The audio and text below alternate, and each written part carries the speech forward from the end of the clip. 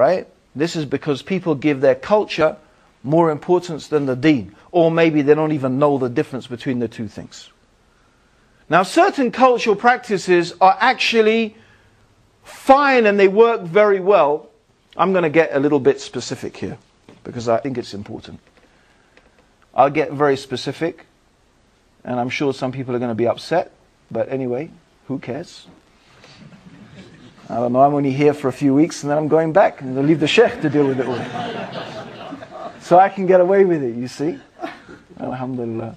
You see, one of the things that is a very common practice is marrying within the family. Cousin marriage. Marrying your cousin. Now this is I am most familiar with the Pakistani culture. That is because it's the strongest culture amongst the Muslims in UK. And my wife, her background is from that culture. So I'm really familiar with it.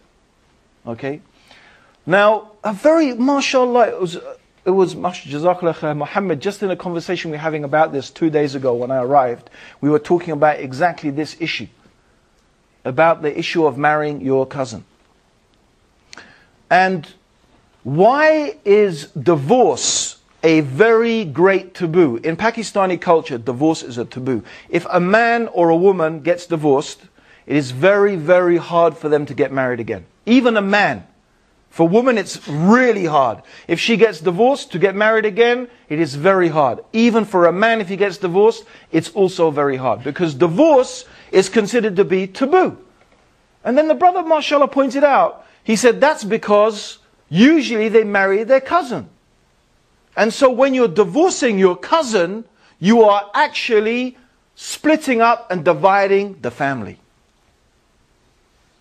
So can you see why divorcing your cousin now becomes a general attitude towards divorce that makes divorce something that is looked... Taboo means, it's almost like haram. Yeah? So this is the culture. And the culture is indeed to marry your cousin. Now, the whole culture of marrying within your family, you can understand why within a certain tribal context, an agricultural tribal context, that may be an advantageous survival strategy.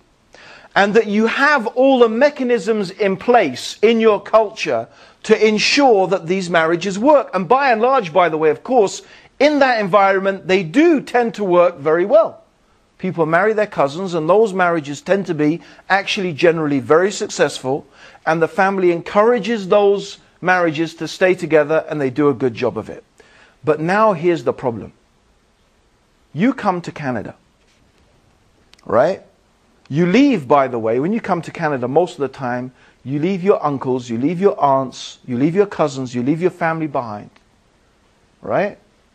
And then you come here and you send your kids to school and they go to school and then they go to university, and then when they reach a certain age, you inform them that they have to marry their cousin from back home. Right? You're going to have to marry a cousin from back home. Now, I don't know about you guys here in Canada because I don't know enough about it. But this is causing huge amounts of problems in the UK. The problem, by the way, is most severe when a Western educated girl ends up marrying her cousin from the village in Pakistan who probably can barely read and write. So this man, this semi-literate man, her cousin, comes from Pakistan to live in UK with his wife. His wife is intelligent, sophisticated, she can deal with the society, she's probably got a good paying job. And what does he do? What skills has he got? What capabilities has he got? No, you find that in reality what he feels now is his masculinity is being threatened. Now, the problem is, on top of that, where is the support system? Because his father and his mother and the uncles and everyone else who could normally deal with a problem like this are not present. Normally this issue would be dealt with very well within the family and they deal with these things and sort it out. If they're normally that problem would arise, but the support system is not there. Because the culture in which that thing worked is not there. So what are you trying to do? You're trying to impose a cultural practice that, by the way, has got nothing to do with Islam. There's no teachings in Islam about this or against it. Or you could argue that there are some things, perhaps from the Prophet ﷺ, where he discouraged this, in fact. But generally, there's nothing you can say for it or against it. It's just something that you can do or you don't do. But it's not from the religion. It's from the culture.